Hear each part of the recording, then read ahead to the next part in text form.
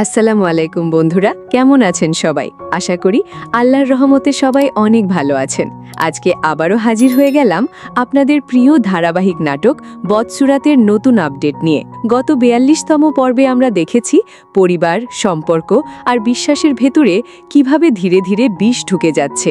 একদিকে জামালকে ঘিরে একের পর এক ষড়যন্ত্র, অন্যদিকে মরিয়মের অসহায় কান্না আর নিজের নির্দোষ প্রমাণ করার লড়াই। আর এখন দর্শকদের মনে একটাই প্রশ্ন, ৪৩তম পর্বে কি সত্যি সব সত্য সামনে চলে আসবে, নাকি নতুন কোনো ফাঁদে পড়বে জামাল আর মরিয়ম? তো বন্ধুরা, আজকের এই ভিডিওতে আমরা বিস্তারিতভাবে আলোচনা করব বদসুরাত নাটকের ৪৩তম পর্বে কি কি ঘটতে যাচ্ছে, কোন চরিত্র নতুন মোড় নিতে চলেছে, কার মুখোশ খুলে যাবে আর কার জীবনে নেমে আসবে নতুন বিপদ। তাই ভিডিওটি একদম শেষ পর্যন্ত দেখবেন, কারণ আজকের আপডেটে রয়েছে অনেক বড় বড় টুইস্ট।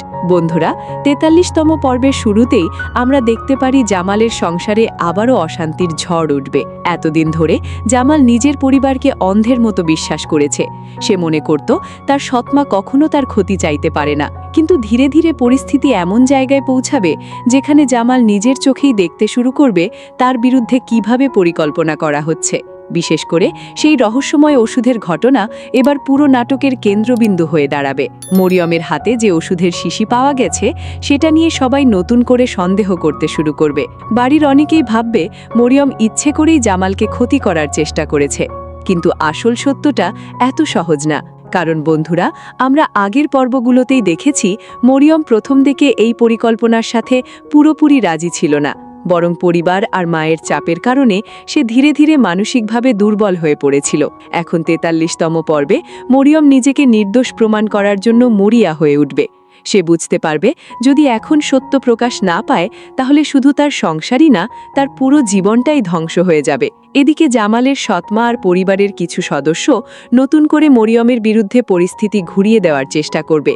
তারা এমনভাবে সবকিছু সাজাবে যেন পুরো দোষটা মরিয়মের উপর গিয়ে পড়ে, কারণ তারা জানে যদি আসল সত্য বেরিয়ে আসে তাহলে তাদের বছরের পর বছর ধরে করা প্রতারণা আর লোভের মুখোশ সবার সামনে খুলে যাবে।